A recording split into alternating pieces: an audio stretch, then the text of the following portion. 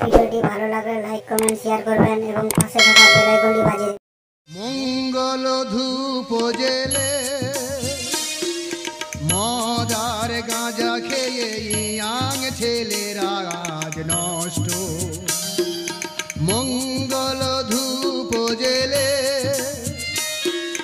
মদার গাঁজা খেয়ে ইয়াং ছেলেরা আজ নষ্ট। মোবাইল ঘেঁটে ঘেঁটে বিভৎস ছবি দেখে শরীর তাদের আজ জব্দ।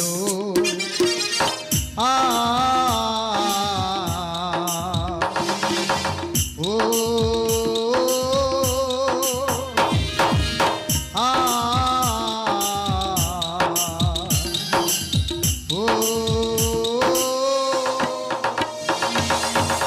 দাদা হাতে ধূপ ধরে না চলো কি ভাবছো? আমি সকালবেলা ধূপ দিয়ে গড় করে দোকান করে গেট খুলবো? না না, এ তো মোটা মারা ধূপ। এই ধূপ দিয়ে গড় করে সকালবেলা পায়খানা ঘরে গেট খুলবো। আমি হলাম এই বাড়ির চাকর। বাবু আর গিন্নিমার এত কড়া সিস্টেম। তুমি সকালবেলা ঠাকুর থারে ধূপ দাও আর না দাও, সকালবেলা ধূপ দিয়ে গড় করে পায়খানা ঘরে গেট খুলতে হবে।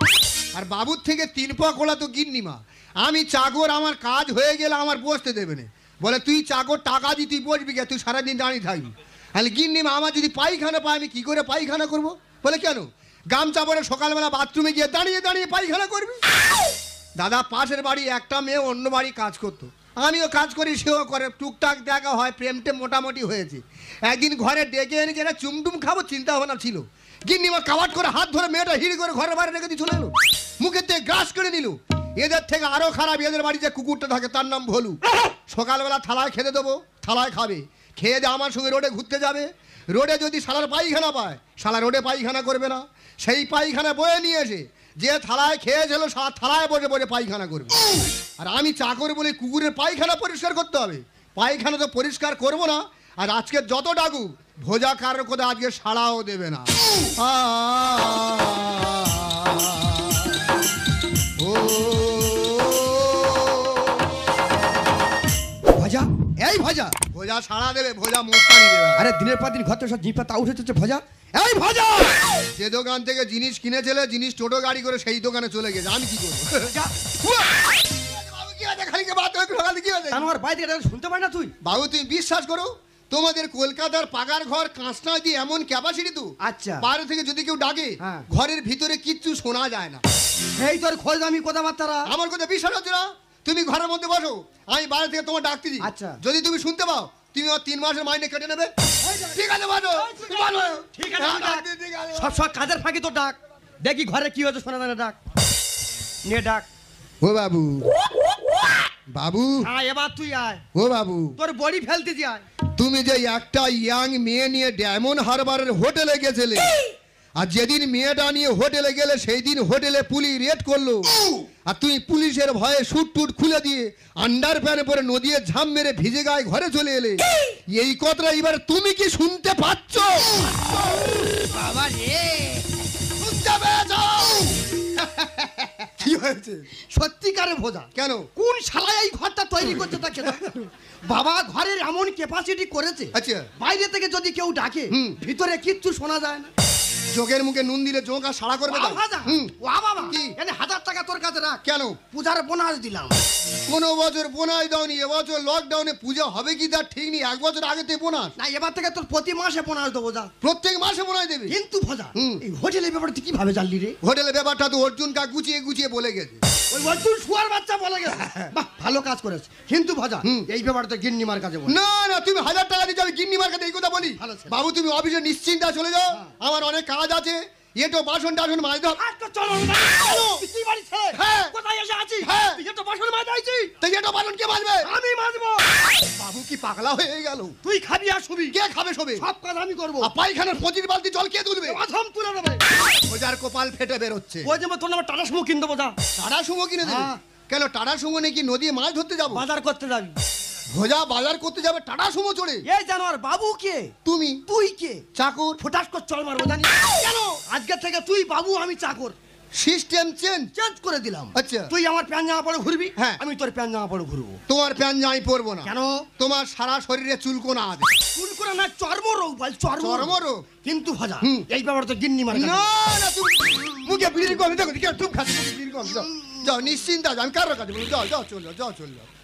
ভোজার দিয়ে কুকুরের পায়খানা পরিষ্কার করানো, সবে যারা টাটা শুভ কিনেছি, যতদিন না এদের রাস্তার ভিখারি করে শুনবো, আর একটা সুযোগ পেলে হাতি গাড়ি কিনে ভোজা দেশ বাড়ির দিকে টুকটুক করে আগাবে। ও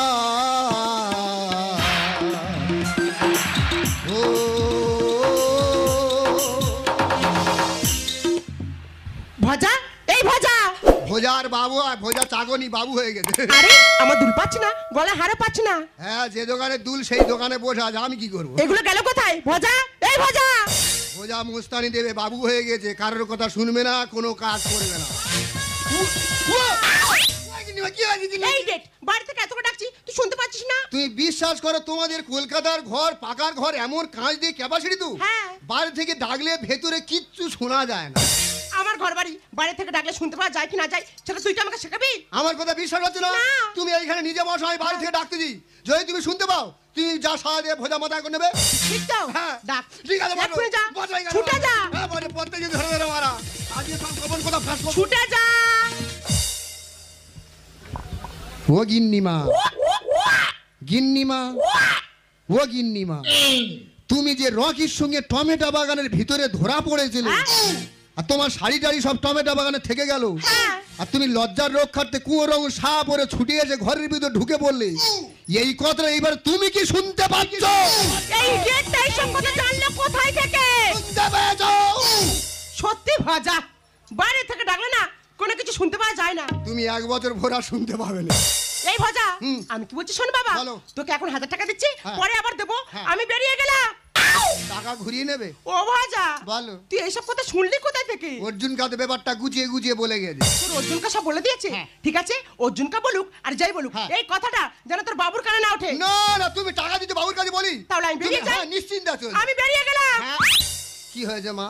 ও ভজা, বলবে তো। বাবা, বলো। তো যত টাকা লাগবে আমাকে বলবি। তোমার চিন্তা করতে হবে না, তোমার ব্যাংক অ্যাকাউন্টে যা টাকা আছে তোমার টিপ ছাপ দিয়ে ভোজা সব তুলে নেবে। ঠিক বলেছিস। হ্যাঁ। কিন্তু বাবা, এই কথাটা যেন তোর বাবুর কানে না ওঠে। না না, নিশ্চিন্তে আমি কারোর কাছে বলবো না। তাহলে আমি বেরিয়ে যাই। হ্যাঁ। আমি বেরিয়ে গেলাম। দুর্গা দুর্গা, তুই পশ্চিমবঙ্গের সব টমেটো বাগান একাই ধ্বংস করো। দুর্গা দুর্গা। ছোটবেলা শুনতাম কলকাতা টাকা উড়ে বেড়ায়। মানুষ তো ভুল বলে, টাকা ওড়ে না তো, টাকা গতি বেগে ছুটে আসে।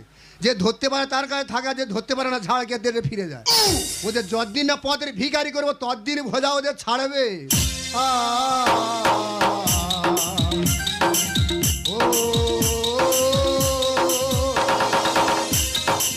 ভিডিওটি ভালো লাগলে লাইক কমেন্ট শেয়ার করবেন এবং পাশে থাকা বেল আইকনটি